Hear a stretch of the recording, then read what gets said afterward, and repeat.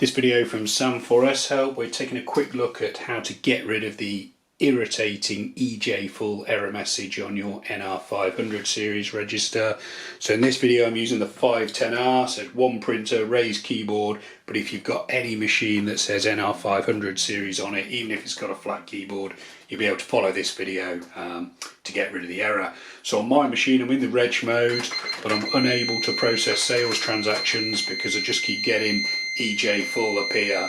Depending on the programming you've got in the machine, depending on how it's been set up, you can override EJ full, so you can go to the programming mode. I think I should be able to do it now.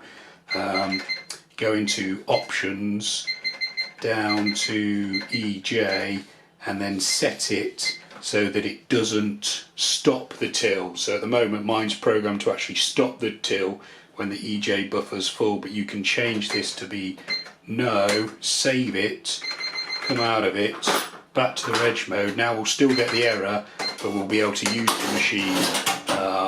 What will probably happen is that eventually it will get too full and you won't be able to use it, or probably more likely it'll just start overwriting old data.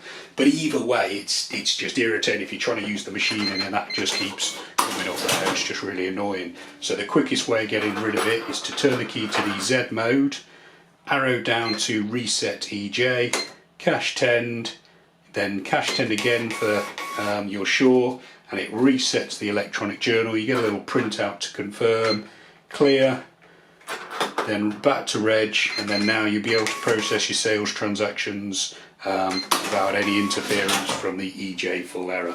Okay, I hope that video has been helpful. We've got plenty more videos showing you how to get the best out of the NR-500 series of cash registers. Some of those will be appearing on screen now, so you're welcome to check those out. You can also subscribe to this YouTube channel or visit sam4shelp.co.uk for more.